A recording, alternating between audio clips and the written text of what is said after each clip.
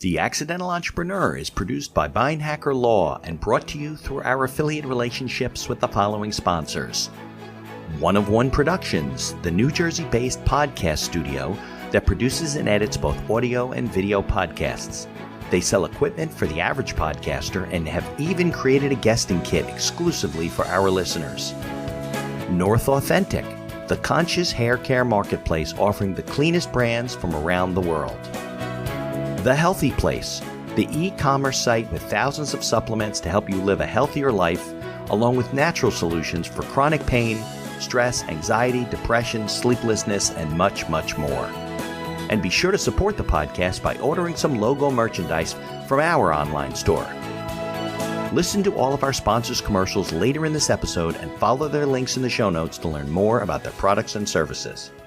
So there's a couple things. I mean, I go back to we buy legacy American manufacturing companies because what I learned back then was the guys who were, or the guys and girls that were at retirement age, nobody was listening to them. Right. Everyone was looking at them and saying, oh, your ideas are old. They don't match the matter market. Well, here we are 15, 16 years old. And we learned that the people that would give us the most information were the people that everyone was casting out to pasture. Got it. And they were geniuses. They had the most experience, of course. Yeah. So we just, that was our network of, and it was funny because they'd like pass us around as cute little kids. Like, hey, you got to see these kids. And they're teaching you things, right? If you were 30, they probably would have been like, get out of here. Yeah. But we were so they were so green and frankly dumb that they were like, yeah, okay, just help these poor kids out. Right. And we've continued that till this day. Interesting. With the companies that we buy these companies from is we keep all the owners on as advisors because they've seen everything. Like in the last 20 years, they've seen a 9/11 crash, a .com crash. Right. They've seen the 2008. They saw COVID. I mean, that's just in the last 22 decades of their careers. In the 80s, they saw the tremendous stock market crash in the late 80s. Yeah, and that most of them have seen that. So they have seen so much, and yet people don't listen. The information provided in these episodes is for entertainment purposes only. It is not a guarantee of success or to be construed as advice of any kind. You should always seek advice from local licensed professionals before making any decisions. The dictionary defines an entrepreneur as a person who organizes and manages any enterprise, especially a business, usually with considerable initiative and risk. People often start a business without much choice, perhaps due to a job loss or just being dissatisfied at work, and they come up with an idea they just know can be successful. They become entrepreneurs by accident. That is to say, their success or failure happens by accident, not with intention. My name is Mitch Bindhacker. I'm a corporate attorney and a business advisor. You're listening to The Accidental Entrepreneur, my podcast about how to achieve success on purpose, not by accident. Join me along with our monthly guests where we share our knowledge and help you get a hold of your business. And now on to today's episode. Hi, I'm Jason Azevedo. I'm the Chief Strategy Officer at MRCA. We're preserving American legacy manufacturing and bringing investors rewards. Okay, so welcome to another episode of the podcast. If you're listening on your favorite podcast audio platform, be sure to leave us a good review so we can keep sharing good information like we're sharing with our guests today. And if you're watching us on YouTube, be sure to hit the subscribe button and like us as well. So today we have a special guest, Jason Azevedo. Did I say that correctly, Jason? You got it perfect. Okay, from Texas. You're out in Texas. I'm in New Jersey. And we're going to tell your story today. So maybe you want to share, your background, where you grew up a little bit, and then we'll get into all the other stuff. Awesome. Well, thanks for having me, Mitch. Glad you're here. I'm excited to kind of hang out and talk a bit today. Yeah, definitely.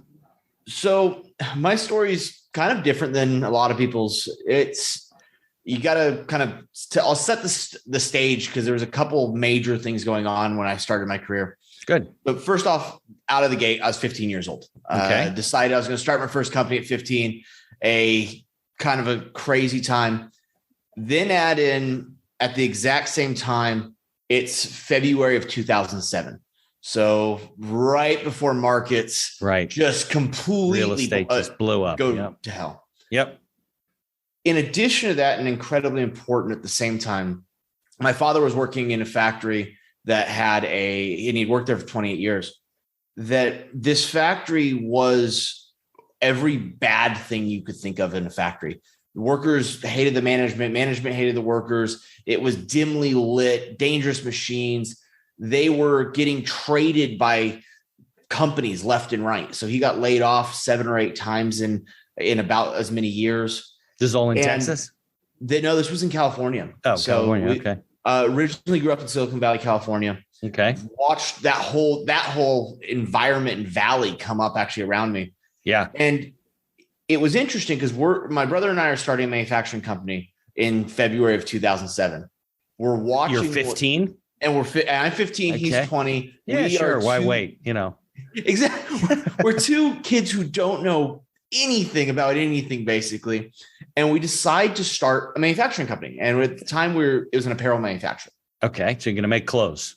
Yeah, we're making clothes. And largely it started as printing t-shirts, but quickly entered the clothing sector. Okay. So we're getting into this, and we've got our dad going through this other thing on the other side. And we're telling ourselves we're never going to be that. If we're going to be in this space, we're never, ever going to treat our employees the way that they're being treated. We're not going to run our facilities like they're being ran. Right. So, nor did you want to ever be in the position that your dad's now in, right? Yeah, exactly. We saw what happens on the family side when you do something like that, and the community side.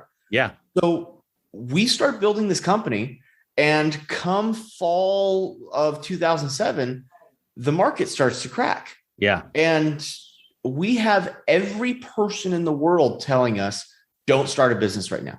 Right. You're gonna lose everything. Right. It wasn't just real estate. It was having a ripple effect on a lot of things. It was destroying everything. Yeah. And every person this is a horrible time. You're young kids. You don't know what you're going to do. And the interesting part, it was every person who had never done it themselves telling us that. That's always the case. Well, because they're nervous to do it themselves. And then they reflect that on you. Yeah. And they don't want you to get hurt either, that they think they would get hurt if they did it. So that's human nature. Totally. Not very supportive, but it's human. Well, and every person who had done it is like, hey, every market sucks to start. Right. Exactly. There's always risks involved. If it's not this, it'll be something else, Yeah. I remember specifically a person told my brother and I, and that they were actually an associated family member. Mm-hmm. And they're like, you guys are going to lose everything you have. And we kind of sat and turned to each other and started almost giggling. And we're like, we don't have anything. $600. Right. Well, we got nothing to lose. It's perfect time. And it clicked suddenly. We're like, if there was ever a time to bet, it's now. Right. Of course. It's interesting, though, that you recognize the dichotomy between the people that were telling you this and the people that were saying, who had done it, that were saying, listen, Jason, there's risks all the time. I mean, you can't wait for all the lights to turn green and head towards down. And I think a lot of times we need to take a step back, right? When people are telling us, don't do that, be careful, don't make a mistake. You got to look at who are they? What have they accomplished in their life? You want to take advice from the right people. Yeah. And I mean, I remember someone who it was actually a dear friend, had actually lost everything at one point. Yeah. I mean, just went from an 800 person company to nothing, actually negative nothing. Bankruptcy. Yeah. And I remember asking him, I'm like, would you do it again? Yeah. He goes, I did it 2 more times. Yeah, right. I know people that have lost it and got it back 4 times. Yeah. And he anything he would tell us during these things, we'd listen to him through anything because he knew what it felt like the whole time. And you take risks. And if you lose, it's a learning experience and you can build it up again. Well, and what it taught us is to run companies, and especially manufacturing companies. Most people think of manufacturing and they've got a very old mentality of what it is. Yeah, right. And we're like, hey, guys, a factory nowadays is not your 19th century factory. They look nothing like a 20th century factory. Right, right. You're not up in the big box up there looking down on the floor and ringing the bell. No. It's not different. Yeah, this is not like this is not like Charles Dickens and like dirt floors and Tiny Tim's losing an arm. Like none of that. That's just not the case anymore. Right. So when we started our private equity fund, our whole focus was, hey, let's go into these very, very legacy U.S. Manufacturing companies. They're good companies putting up good profits with good people. But they're still operating like it's 40 years ago. Well, and a lot of them have tons of opportunity in front of them, but the owners, they're aging out. They right. Yeah. So they're, And how many people are being told right now, go buy manufacturing companies? Right. So, but they're great businesses. So we, from the private equity side, we buy them now. And the good thing is, because of our past, we know how to run them in pretty much any market space. Right. And we build these up and start interconnecting them and making sure that they flow and bringing them into modern manufacturing. And you just watch everything from the facilities to the people just change, because they're used to, some of them, very grueling jobs. And we're like, hey, these don't have to be grueling anymore. That's not right. Yeah. It's not the reality anymore in these spaces. Right. But that was a lot of experience. I mean, that was years of doing this. So you're back now, you're 15. Your brother luckily was 20. So at least he was an adult. He could do more things. And so funny story. Real quick. Our first trade started. Show. I mean, what do? You cut some material and pin it up on a wall. I mean, so we started, like I said, we had $600 each. Right. We teamed up with another person that we knew that had the very base pieces of equipment to print a t-shirt. Right. It was like graphic tees, that type of stuff. Kind of that at first. Yeah. And what happened was graphic tees come 2008. Nobody's buying a family reunion shirt when they just lost their job. Yeah. So that market drops out. Okay. So we realize that the market that we should be in is the most complicated, pain in the butt stuff to do. So we decided to go the exact opposite direction of a normal group. And we went and tried to learn the most complex and try the most complex processes possible. And it was cool because at that time, just starting out, we were buying equipment for pennies on the dollar. Okay. And we're buying really old equipment. Literally. What did the equipment do? To print t-shirts, to sew things, to print like all sorts all of apparel stuff. Manufacturing, different kinds. Okay. And so we're buying stuff that is from the 50s, 60s, learning to be mechanics because we have to get it all to run correctly. Right. And just kind of built it by recycling the profits back in. But what was really interesting is because we had gone to the ultimate complexity, we were doing stuff that no other people wouldn't even touch. Right. All of these very high-end clients in the US, nobody's doing cheap stuff because the cheap giveaways, when the economy is that bad, they're looked at as just a waste of money. Right. But if you can come up with something crazy and do it for a regular price, they're like, hey, the marketing team's like, hey, I don't have much of a budget this year, but I'm going to use it on this one crazy thing, hoping it works. This trick pony. So we started getting in at these companies and these clothing companies that were just looking for that trick pony, that the most complex thing possible, so that they would at least stand out with the limited amount of merch they were going to put out. So you were manufacturing for them, like contract manufacturing type of stuff? Correct. Okay. Yeah. So we started getting into this kind of crazier stuff. Well, what we started to learn was we were building systems to manufacture this stuff because it was so complicated. It wasn't just 3 inputs of resources and it pops out a unit. We start developing out these systems of how do you take a bunch of kids. Right. I mean, at one point we had 25 employees. Our average shop age was 18. So the young take kids. All these kids have no experience. We're trying to put together this company, and we just ended up having to create tons and tons of systems because you would have some turnover because guys would get a girlfriend and hey, I don't have to work unreliable anymore. At that age. Yeah. So how did you get a lot of your jobs? What were you? I mean, what kind of contacts did you have? How did you get into these companies? So we were fortunate to meet good people early on. We had connections with the high school that I was attending. So we're doing their stuff. That we knew a very prominent local soccer club that our family was involved with. And then in addition to that, I remember us going to a trade show. We had a 10 by 10 booth. It was me and my brother standing in this booth. Right. And all of a sudden, the two of us are just kind of very focused, very prim and proper. And everyone's like, what do you do? The most complex stuff you possibly can. And they're like, oh yeah, we hear that from everybody. And we pull out a sample and they go, wow, what is that? We're like, it's stuff other people won't touch. And that was our sales pitch. Can you give me an example since I don't really know the business? Like what makes it complex? What are we talking about? So I'll give you an example. We did one for a company one time that they basically found malware in products. Okay. So we did these shirts for them. They had this massive trade show booth, and they had an event the night before, and they gave out thousands of shirts. And they said, "Stop as by a corporate promotion." Yeah, it was a corporate promotion. Yeah, got it. Totally. And they give out thousands of these shirts and said, "Stop by our booth tomorrow wearing the shirt, and we'll give you something." Okay. So as you walk into the booth, there's archways at every single entrance that are all black light. Got it. We have impregnated the shirt with a photochromatic ink that responds to the black light.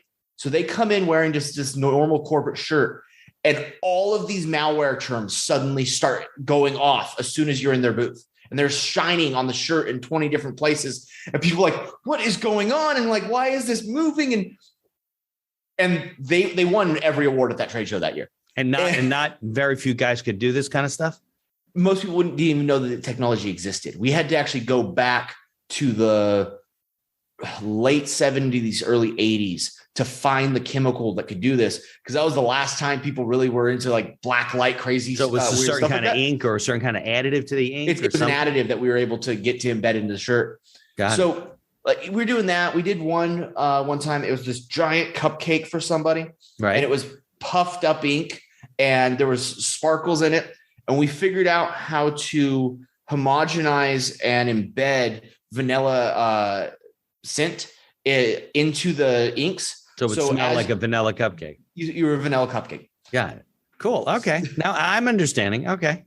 Yeah. So we would just go do weird, crazy stuff like that. We did clothing companies that people that were putting inks into cotton polyester blends that literally eat the cotton the first time you wash it. So it just leaves this mesh of polyester. It was just random weird stuff. But then we started bridging that into just other forms of manufacturing, because we kind of got bored in the t-shirt industry. We're like, we've got this cool team. What else can we make? And then next thing you know, it's sheet metal injection molding. We did orthopedic insoles, children's toys, nuclear reactor parts. We've literally done everything. Yeah. But they were all like challenging projects where somebody, either you came up creatively or they would come to you and say, hey, we want to do this. We don't know how to do it. Yeah. So usually the latter. People would come in and go, we've been working on this thing. I mean, I've gotten multiple phone calls from people I've never met, and they go, are you Jason? Yeah. I got I have a hurdle that I need to cross. And I've talked to 3 of my friends, and all 3 of them said the same name. Are you willing to sit down and talk about a project? Got it. So you got referred because they were like, listen, if anybody's going to figure this out, it's going to be Jason and his team. Yeah, exactly. And we've gotten tons of projects like that where people are just like, hey, I've got this huge hurdle in front of me. And they go, okay, well, call these guys. At very least, they'll know where to send you. And we'll pick up these projects that most people won't touch. But we're like, hey, we're as long as you're down to understand that there's a development process, we're down to develop with you. And then they turn into usually large programs, because if the customer is fighting that hard to figure out how to do it, it's because they know they need to do it over and over and over again. This is not a one-off game. Nobody puts that much work in for the one-off. Right. So, but you didn't have like a team of like PhD scientists and engineers. You're all kind of young people. You're figuring this stuff out just on your own. Yeah. So there's a couple things. I mean, I go back to we buy legacy American manufacturing companies, because what I learned back then was the guys or the guys and girls that were at retirement age, nobody was listening to them. Right. Everyone was looking at them and saying, oh, your ideas are old. They don't match the matter market. Well, here we are 15, 16 years old. And we learned that the people that would give us the most information were the people that everyone was casting out to pasture. Got it. And they were geniuses. They had the most experience, of course. Yeah. So we just, that was our network of, and it was funny because they'd like pass us around as cute little kids. Like, hey, you got to see these teaching kids. You things, right? If you were 30, they probably would have been like, get out of here. Yeah. But we were so green and frankly dumb that they were like, yeah, okay, just help these poor kids out. Right. And we've continued that till this day. Interesting. With the companies that we buy these companies from, is we keep all the owners on as advisors because they've seen everything. Like Yeah. in the last 20 years, they've seen a 9/11 crash, a .com crash. Right. They've seen the 2008. They saw COVID. I mean, that's just in the last 22 decades of their in the careers. 80s, they saw the tremendous stock market crash in the late 80s. Yeah, and that most of them have seen that. So like, Yeah. they have seen so much, and yet people don't listen. And it's almost baffling to me. But it's kind of our secret weapon. We just go in. Yeah, and talk to look, you these guys. recognize something that people are too short to discount, and they don't realize that it's there. So did you stay with the company? You never went to college? You stayed with the company, kept working and doing everything? So I actually went to college for, if I remember correctly, about 2 years. And it's interesting because I got most of my upper credits because they offered those classes at 6 and 7 in the morning. But your general ed classes are offered midday. Right. So you're working. Yeah. And once I crossed into that line where I needed to start taking my general eds, I was like, I'm going to leave at 11 o'clock to go do a 12 o'clock class. I had to make a decision. And I remember actually sitting with my father. I'll never forget this day. And like I said, he was on the factory side. And I remember going into him going, hey, I'm going to drop out of college. And he goes, okay, I'm going to tell you something right now that I can never, that I don't want to change your opinion, but just, I'm going to tell you something. Okay. Remember when you have a son, you're not going to be able to tell him to go. He goes, because I didn't go. And he goes, so I'm going to let you make this decision, but just remember, when you have a son, you're going to be in the same spot. And it's hard. And it stuck with me because I'm like, God, it's almost heart-wrenching. Right. Well, he put it on you. Yeah. And I ended up smart guy. About a week later, I made the decision. I was like, and I remember weighing in, I had 25 employees at the time. Yeah. I remember going, okay, do I believe I can make this company work? And I do believe that. If I go to school and I really go focus and get that done, do I believe that the company will work the same way? The answer was no. So I just made the decision. I felt at the time it was best for the company and for the employees. And looking back, I don't regret it. Yeah. But there's been a couple of days you're sitting there going, God, maybe. Well, I don't think there's any correlation between success and a college education. I mean, I'm not saying you shouldn't. I think everyone should get a college education, but there's plenty of people, a lot, that have not been successful with a college education and been very successful without a college education, because I don't think they're really tied together. There's the different route is what it is. Just I've got some very well-educated business partners, and there are things that they know or have been taught that I have not. But you have them. Well, and that's they're your business partner. Make sure you well-round your teams. Right, exactly. Which you should do anyway, you do, right? Yeah. You're going to do fine. And I mean, that's another thing that we went into is we do everything as a team because we all know each other's strengths and weaknesses. So with the fund, we've got 4 general partners and a broader team, and they are the support system. We all know where each other click. When we go into a facility, it's funny because we all have very different things we're looking at. Remember, we were at a facility one time, and one of the guys came, and we walk out, and we're picking apart this company. Yeah, and he goes, "Oh, so that one's off the list," and all of us are like, "No, that one is perfect." And he goes, "But you all have a nitpick for it." We're like, we found easy things to fix, each one of us. So we'll get this thing, we'll double it in the next couple of months. If you walk in and everything's flawless, well, then there's nothing to do. Exactly. That's good if you plan to just kind of let it grow normally. Right. But if you can find a couple quick fixes, hey, that's instant EBITDA that you can open up. Yeah. Yeah, absolutely. Absolutely. All right. So you're back. So you started expanding the company, you and your brother. You had people working for you. And what did you get into after? Like, how did you make the transition from there? You didn't just start an equity fund after that, right? No. So how'd you get out of the t-shirt business and start doing other things? So we gradually morphed where the t-shirt company was still running, but we started doing in-store retail displays. So for Best Buy, Costco, end cap type of things, in cap stuff. Got it. Okay. So that is a really interesting space to be in because you are touching so many different types of manufacturing. If you look at a typical end cap, there'll be sheet metal work on it, woodworking on it, digital printing, plastic assembly, injection molded parts, thermoformed parts, electronics assembled into them. So it puts you in this weird situation where it is not a defined role. And frankly, your customers want it to be different every single time than anything else they've done. Right. So we started in that industry, really buying out a lot of the work.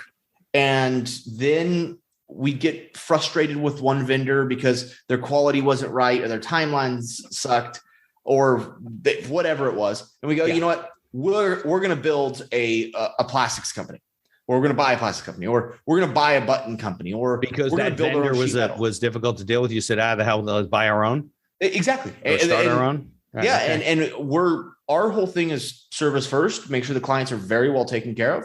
Right. Well, when somebody goes, oh yeah, sorry, we're running behind by 4 weeks. You're like, well, but that's not an option. Problem. Right. Yeah. You run it overtime, do whatever it does. We have a set date. Right. So we started buying or building all of these different operations internally. All that complemented each other. And then all that were integrated to each other. Got it. Well, all of a sudden we've got extra capacity. So we're like, let's just service for other people. Specific clients. Right. Got it. So you in theory, you were already building a private equity fund. You were just acquiring companies, and they just they're all in the manufacturing space, right? Yeah. So we were doing it privately with ourselves, and we were building most of our own companies. That was our way. Most of them were startups, and we would go buy the equipment, learn how to do it, right, tune it in, get it all like that. Got it. When we switched or when we started the private equity, really what happened was we started to see more and more businesses coming up for sale in the manufacturing space. And these are businesses that a typical private equity won't buy. Okay. Why is that? Yeah. They're too mom and pop. Here's a word from our sponsors. Looking to get into podcasting? Maybe to market your business for your own enjoyment, or because you have a message you want to get out there. One of One Productions is a New Jersey-based studio just over the George Washington Bridge that caters to the booming business of podcasting. They offer a comfortable atmosphere using the latest technology available to record your podcast. And they are a full-service media company offering both audio and video production services, creating both audio and video podcasts as well as video shorts for business and personal use. Professional audio equipment packages are available through their website for all budgets. And be sure to check out their podcast guesting kit, created specially for our listeners. Care for your health, care for the planet, and look flippin' great doing it. North Authentic is a conscious hair care marketplace offering the cleanest brands from around the world. Their pro stylists curate only the most fabulous non-toxic hair products with better-for-you shampoos, serums, masks, and more that actually give you gorgeous hair without hurting your health or the planet. Hey, you've only got one life, one planet, and one glorious mane. Might as well treat them all as best you can, right? Try a 100% clean hair care routine prescribed just for you using their link in the show notes. If you don't see a big, beautiful difference in how your hair looks and feels, you can tell them they're crazy. Do you battle chronic pain, stress, anxiety, or depression? Well, if you take any supplements or you're interested in natural alternatives, you need to know about findyourhealthyplace.com. Find Your Healthy Place has thousands of supplements to help you live a better quality of life, as well as natural solutions for chronic pain, stress, anxiety, depression, sleeplessness, and much, much more. Need guidance? Use their live chat feature and talk to a wellness consultant right on their website. And be sure to use our coupon code TAE Podcast for all your purchases to get the best prices at findyourhealthyplace.com. Follow their links in the show notes to learn more about all of our sponsors. And now back to our show. Okay. So they're 40, 50, 60 years old. Right. They don't have the paperwork, the financials, the systems that a private equity guy needs to be comfortable with. Correct. And they're, I know, I deal with businesses like this all the time. Yeah. And they're lower mid-market. Right. So we ended up in this weird spot where we started seeing these companies, and then I started realizing they weren't selling, which was even weirder. Well, because the buying pool is much smaller. It's tough. People don't really plan on selling their business until later on. They don't equip it that way. And then you're missing financials, and you guys are good at what you do and you get a feel for things, but you also get probably the benefit of lower pricing because they don't have the stuff to demonstrate certain things. We do. And we get a lot of seller carry on stuff because the majority of the clients that we're looking, or companies we're buying, they are companies that oftentimes the owner thought their kids were going to take it. Right. But the kids were raised saying, go to college, don't get into manufacturing. Become a professional, this is a horrible stay industry. Out of my business. Right. Yeah. And they talked it down because they wanted better for their kids. Right. But it kind of screwed them. It screwed them. And what happened was in the last 10, 15 years, the story changed. Okay. Manufacturing was in the US was not pretty 15 years ago. No. But technology, cost of moving goods, all of that changed it in the opposite direction, where these are great jobs. They're safe. They're clean. Right. But that stigma is still there. So the kids don't want the companies. Yeah. Right. So now I understand. We come in and for all intents and purposes, we almost act like the kids of the owners, where it's, hey, I'm going to protect the legacy of this company. Right. Which is important to these guys. You know, they spent the whole lifetime building a company or running a company that their father built or whatever. And it means a lot to them, even though, you know, you might not think that, but it does. Well, it does. And you got to remember, for most of these people, their last name is on the building. I mean, that was the trend. You name it after yourself. Right. So, and these are in towns, oftentimes in communities that they're significant in that community, where they actually employ. We're looking at a company right now that employs more people than their headquarters' town has. You just imagine the impact of a company like that. Right. Sure. So we come in and basically go, hey, we're going to protect your legacy.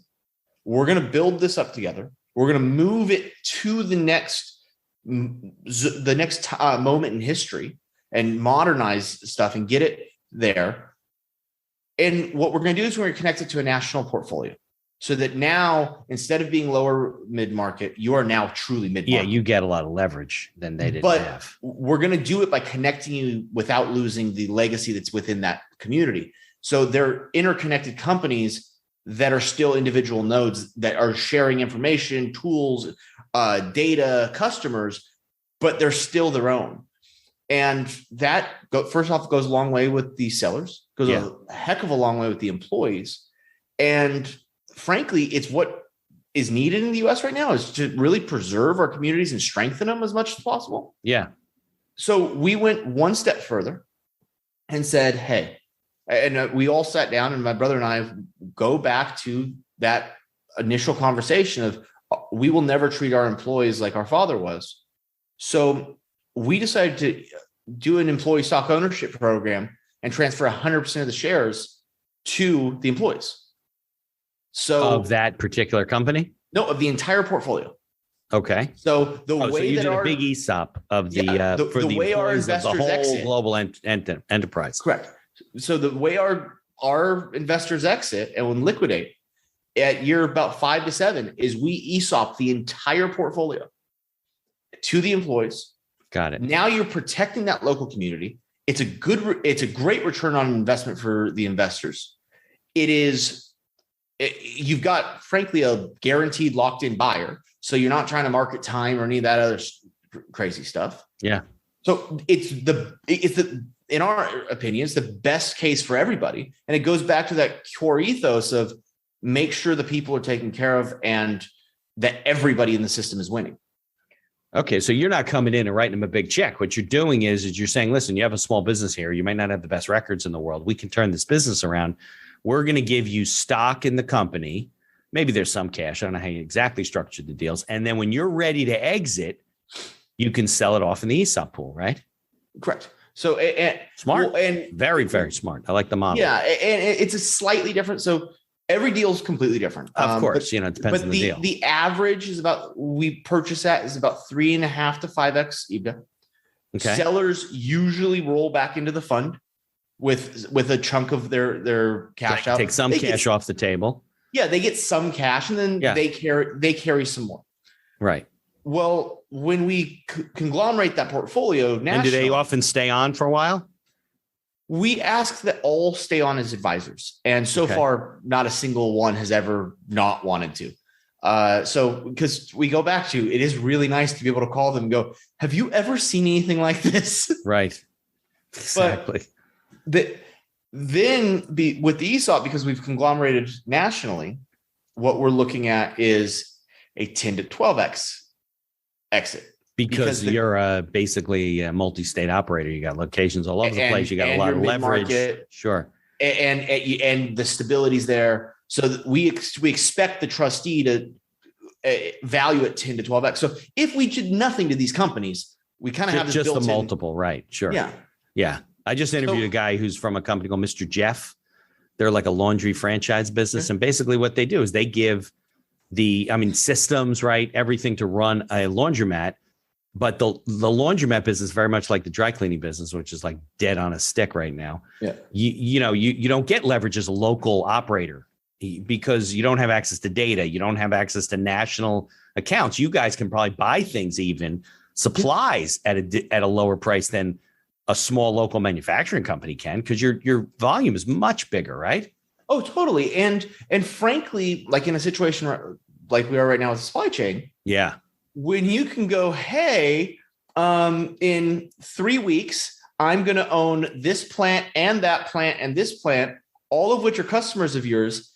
I do expect that my supply chain issue is going to be lower than everyone else's. Right. You have a much more competitive supply chain because you control a lot of it. Yeah. And you're like, well, hey, if I have to switch the color at all, if I'm buying this color and hey, I can't get it, I'm going to have to switch it at all of my plants. Right. And then all of a sudden people are like, oh, well, how can we help you? And it's the power of working together and having that portfolio complete. Sure. And then, of course, we try to compliment the companies. Hey, if you do one thing really well and you do one thing really well and you have customers that are opposite each other, let's use each other's vendor numbers to get into those customers. Sure. Right. So you're buying businesses. You want them to have some complementary nature to the business. You're not going to buy a company that builds tree houses when you have nothing to do with that industry. Doesn't make any sense, right? We will look at it, but usually, yes, we want them to make sense. There are sometimes you run across a deal that you're like, this would look really good like it's going to be a good number here. And it makes a lot of sense. And then what we'll do is they have something that can be used somewhere. I have yet to ever see a company that we look at and go, like a treehouse company. Well, they're probably really good at woodworking. Yeah, I would think. Can I have them design the crate manufacturing side of my two packaging companies? Yeah, right. If you're in manufacturing, there's probably very little that you can't take advantage of or benefit from, right? So have you got you started 15 in manufacturing and it's been all manufacturing since then? That's all you guys do. That has been I was that kid growing up that Legos and tractors were my absolute two favorite things. And it just hasn't changed. I just have much larger tractors and very different Legos now. Yeah. Well, when I was a kid, I'm older than you. Legos were just these little bricks and you'd build anything you wanted. There wasn't like a kit and you build something Star Wars. It wasn't like that. They turned that whole business around. Yeah. Yeah. Yeah. So how many businesses do you own right now? Does the fund own? So is it considered a fund basically, or is it a holding company or? Yeah. I mean, it's really hard to put a number on how many businesses because there's entities within entities. Okay. We've got a couple more coming online in what we expect to be the next couple of weeks. It fluctuates. It's a fund. So the portfolio is there. We're currently in the sheet metal space, lightly in the injection molding, packaging, displays, of course, still. We make the control panels for every nuclear or every piece of GE nuclear equipment. Is that a company you bought and then improved? Yeah, that's a company we bought years. Okay, so a lot really of technology. Interesting company. We actually bought them. An interesting business. Years and years ago. I'll never forget. We bought them for $75,000. We paid them off in 2 months. was best payoff, or maybe it may have been 3 or 4, but it was we all just kind of sat there like there's a lot of things to fix that were easy. Well, no, it was a good company. The owner wanted to retire. That was it. It was simple as that. Yeah. Got it. And he wanted to make sure his people were, and actually at that point he was down to one person, but the person had been there for 25 years. So I remember on the signing, he goes, just make sure he's always taken care of. And I'm like, dude, of course. Like, and till this day, that guy still runs that company and he does an amazing job. And I love to know the fact that we held true to the thing we promised that day at closing. Yeah. Now, are most of your companies on the western half of the country, or are they all over the place? Or so they're coming online all over the place. Of course, originally we're from California, so there's a heavy West Coast presence right now. Right now, we're working on both something in Texas, another thing in Arkansas, and we've got one that we've been working on that branches about 6 plants through the entire kind of Mississippi line. So, and you're really working on the business these days. I mean, you're not involved with, right? You're on the acquisition side and analyzing the businesses and finding opportunities. Or are you working in some of the businesses? All of it. You're doing it all? I go back to the reason why most PE can't function in this space is because they don't have the connection to the floor of the business. So right, there's a hands-on aspect, right? Yeah, I spend a lot of my time on the M&A side, on the financing side, on the running of the businesses, but I also spend a ton of time on the factory floors. And that is, I actually, in all fairness, probably do a better job as a leader for the business from the floor than I ever could from a desk.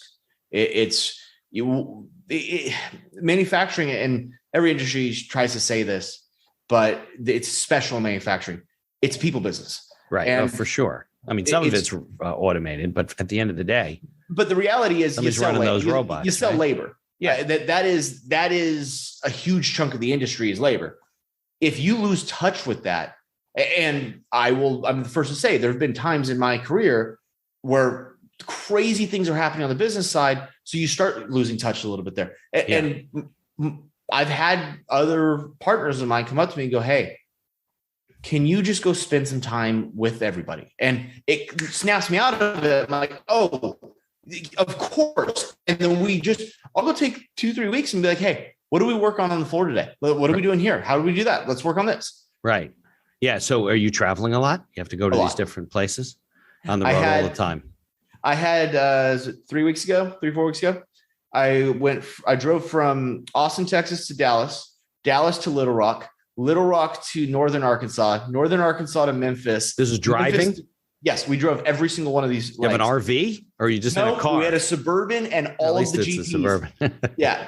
So then to Memphis, and then somehow one of the partners convinced everybody to drive from Memphis to Cocoa Beach, Florida.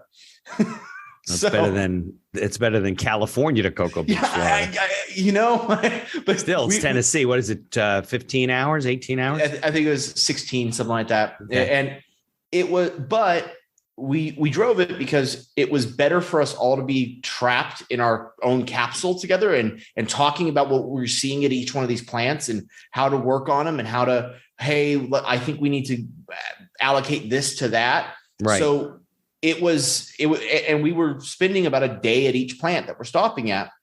And it was definitely we got home, we were all very tired, but we got so much done that you can't do without actually going and talking and meeting with people.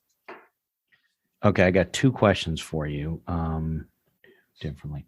Okay. So you've seen a lot of companies, you've met a lot of owners over your travels. You're still a young guy, but you've seen a lot of companies. Guys, what would you think? What do you see a lot of these guys do wrong? Are there like consistent things that you find business owners in this space do wrong, don't miss or whatever, or is it all over the board? And what are those things? So define wrong. Wrong in trying to sell their business, wrong in running their business. Yeah, running their business, operating their business from in terms of, look, you have a business, you want it to grow, make money, live a good life. What are the things you see they do wrong from running their business? So it's a simple sentence. This is the way we do it. That's what they say. Yep. Well, that's how everybody does it. Who's everybody? I don't know. Everybody does. Yeah, That's what they say to do. Who's they? Well, you ever get this? Why do you guys take out the trash at 2 o'clock every day? That's how that's when we do it. Right. And it's like, but think it like, why? So it's a failure to really look at why you're doing things and if that makes sense or not, just as opposed to just, I don't know, we always stick the garbage out at 2 o'clock on Tuesday, you know? Maybe that's not the best day, right?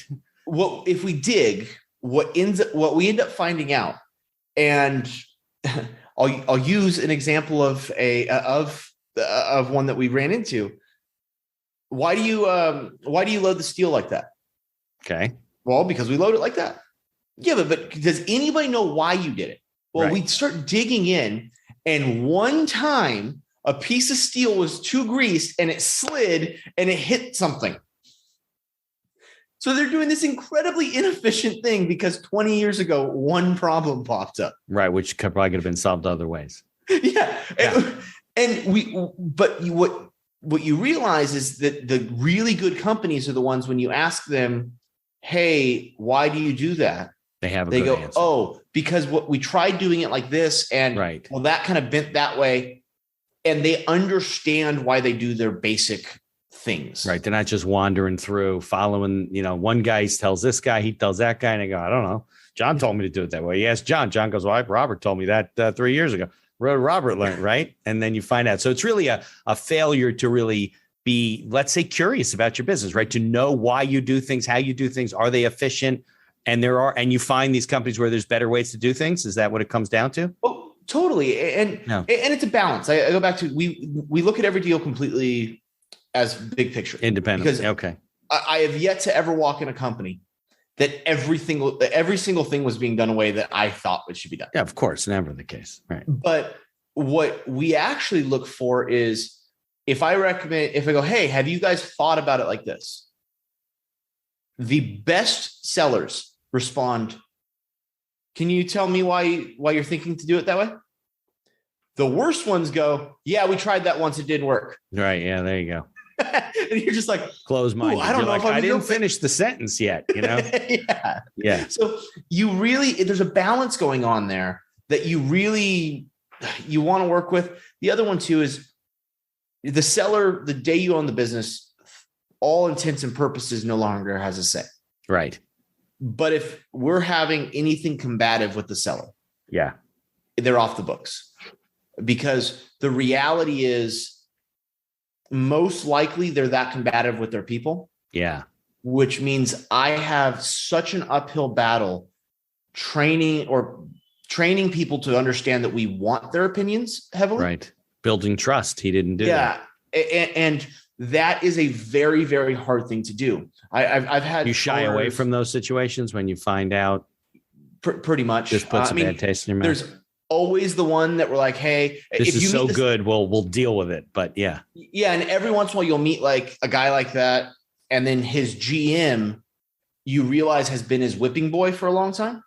And it's really just not like he's taking all of it. Yeah. And the employees are feeling none of it. And then, hey, I've got an amazing built-in person to take this over. So that will change the tone there, because now you have one person to earn the trust of, not the entire company. Got it.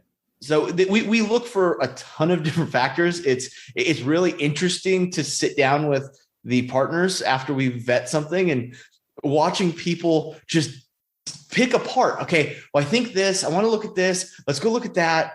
And you really can figure out a business very quickly if you just start talking to the people inside of it. Right. No. Yeah, absolutely. Definitely. And I guess it's a learning opportunity for you guys. I mean, nobody gets the opportunity to evaluate a lot of businesses over their lifetime. They really don't. Maybe they buy one, sell one. I've met guys who you and I would consider serial entrepreneurs, and they've bought and sold not at half a dozen businesses.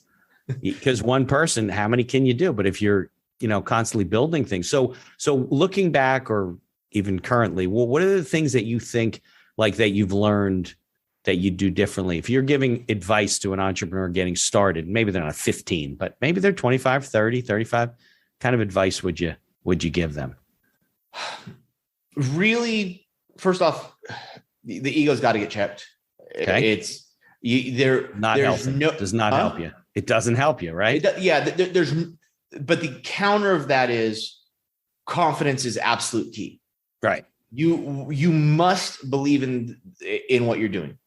The other one is, and I learned this from a friend of mine years ago, or he put it into context for me really well. Yeah. And it was making decisions. People make decisions too slow. And he goes, think about it this way, Jason. If you've got an A, B, okay, instead of thinking is A right or is B right? Right. If I choose B and I'm wrong, how quickly can I notice? And how much effort and resources does it take to switch to A? Right. Well, there's no question about it. We get committed to things emotionally and we just hang on. Well, for no good reason. Well, and what it taught us was you can make decisions and just tell everybody who is outside of the decision circle, go, hey, I'm doing this. Instead of this, but here's where I see there might be flaws. Yeah. And they will then keep eyes out and keep you honest with yourself and go, hey, that thing you talked about is coming up. We need to look at it. And then you're like, oh, okay, maybe we made the wrong decision, go the other direction. So really that decision-making and understanding that chances are you're going to be wrong. Right. But it's how you recover from being wrong that makes it the right decision. Always. So were there some can you think of an example of some companies and purchases you made that were just a bust? You thought were great? Maybe not you yourself, but collectively you guys were like, we can do a lot with this thing, and you were just way off. Yeah, we did one of those years ago. We had a really good opportunity, and I needed a plastics company to make it. And we met an owner. He was wonderful, and we bought his company. And what we missed that the company that we weren't, and this is way before the fund. This is probably early days. Okay. And we realized that we bought his company on the merit of what it was going to do for a project we had outside of the company, instead of buying his company on its own merit.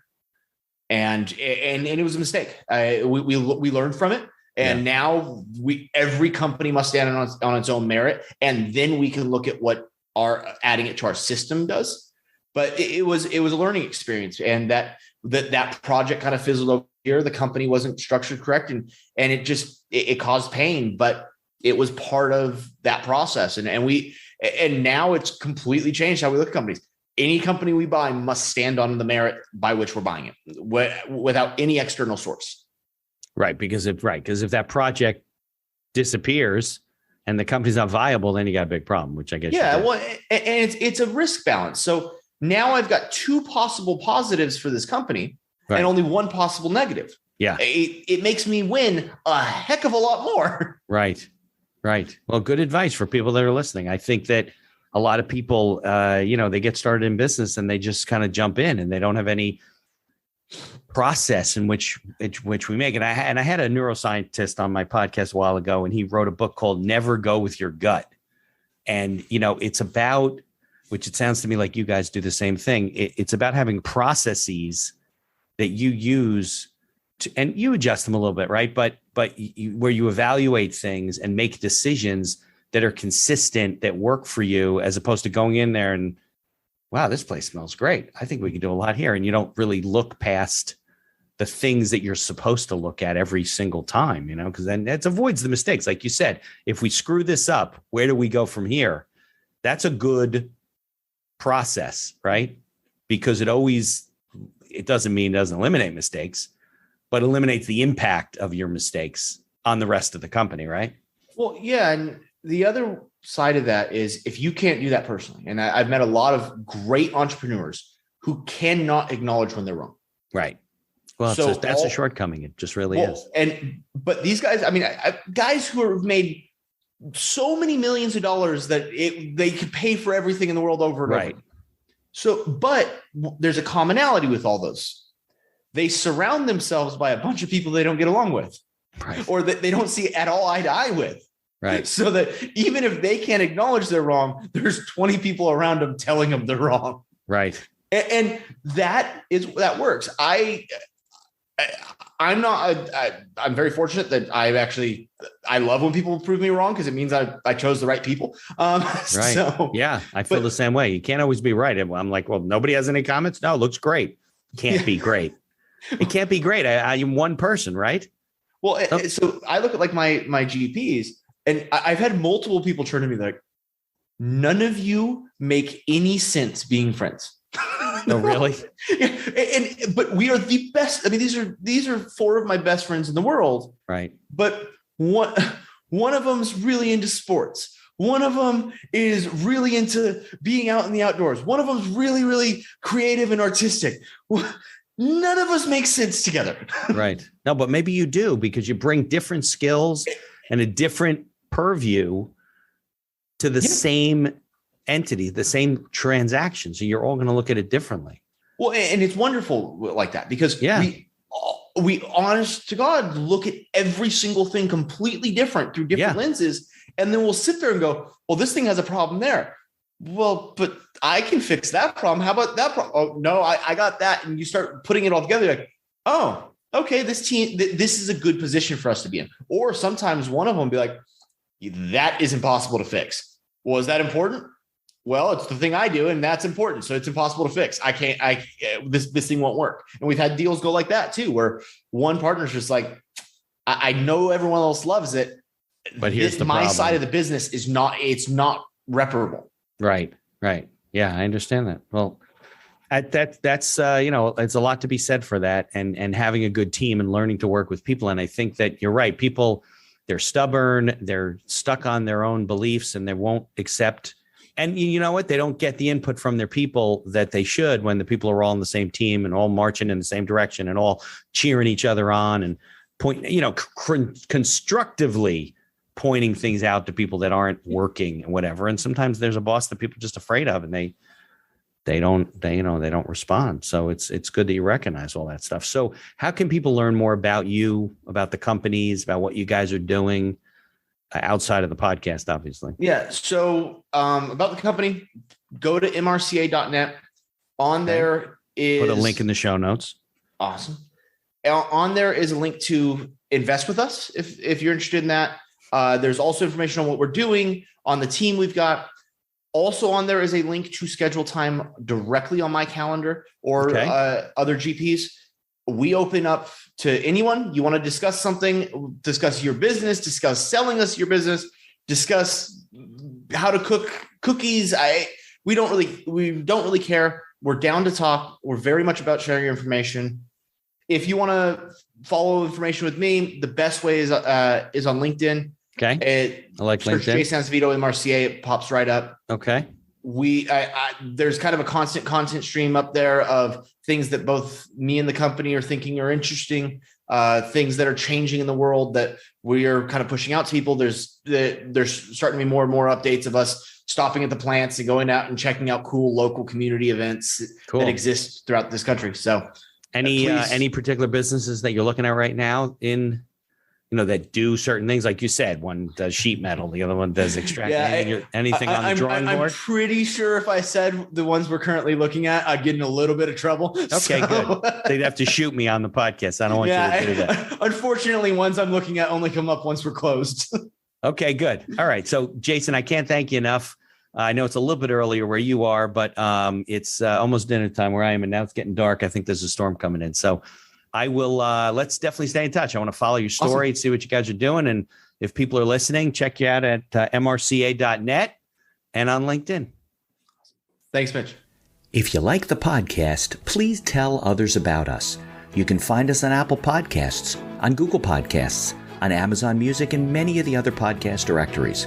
If you like what you hear, please leave us a 5-star review and feel free to share our episodes on social media. If you have any questions or comments, ideas for the show, or you'd even like to appear as a guest, reach out to us by email at info@bindhackerlaw.com. The Accidental Entrepreneur is hosted and produced by me, Mitch Bindhacker. If you'd like more information about my legal services, you can find me on social media or visit my website at bindhackerlaw.com. Thanks for listening, and be sure to subscribe to our feed to be notified of all future episodes.